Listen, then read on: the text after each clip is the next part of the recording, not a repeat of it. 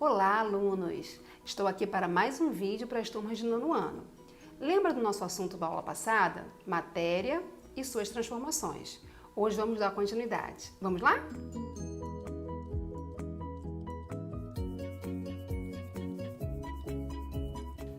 Nessa aula, nós vamos falar sobre as propriedades gerais da matéria.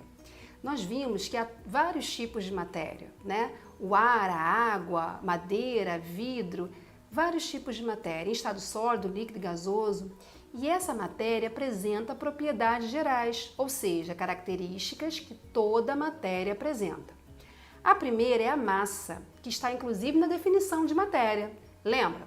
Matéria é tudo aquilo que existe, tem massa e ocupa lugar no espaço. Então, a primeira propriedade geral da matéria é a massa. E o que é massa? Bom, gente, por definição, massa é a quantidade de matéria que podemos observar, né, que podemos verificar num corpo.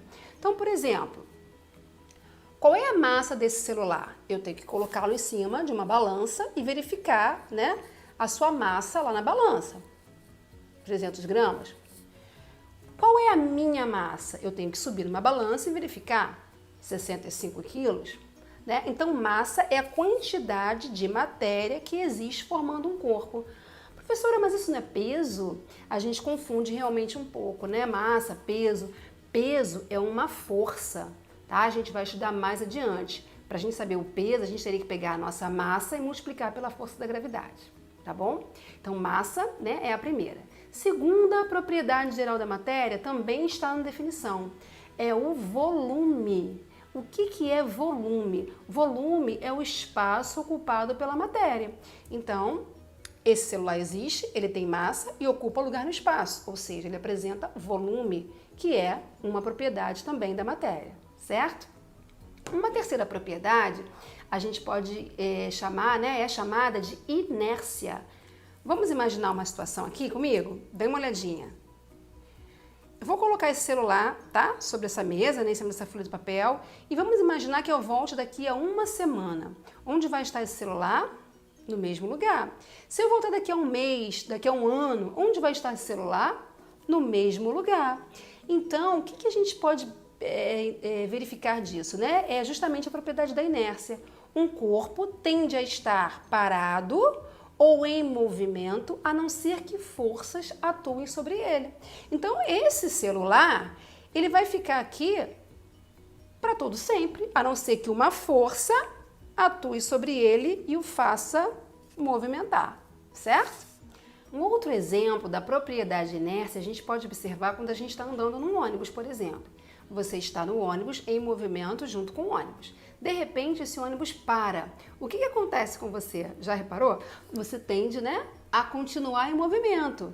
Isso é também explicado pelo princípio da inércia, porque, como eu falei, inércia é a tendência de um corpo permanecer em repouso ou em movimento, a não ser que uma força atue sobre ele. Uma outra propriedade é a divisibilidade. Essa é fácil, né? Divisibilidade é a propriedade que toda matéria tem, né, de poder ser dividida, repartida em partes menores, até certo ponto, tá? Essa foi fácil. Outra propriedade é a compressibilidade. Compressibilidade, lembra o que, hein, gente? Comprimir, né? É essa propriedade que a gente vai representar aqui, ó. Matéria, né, esponja, vamos lá. O que eu estou fazendo? Estou reduzindo o volume da esponja. Essa é a propriedade de compressibilidade. A matéria pode ter seu volume reduzido sob a ação de forças, tá? E o contrário da compressibilidade é a elasticidade. A matéria pode voltar ao seu estado natural quando as forças que estavam atuando sobre ela cessarem, beleza? Então falamos de duas, hein? Compressibilidade e elasticidade.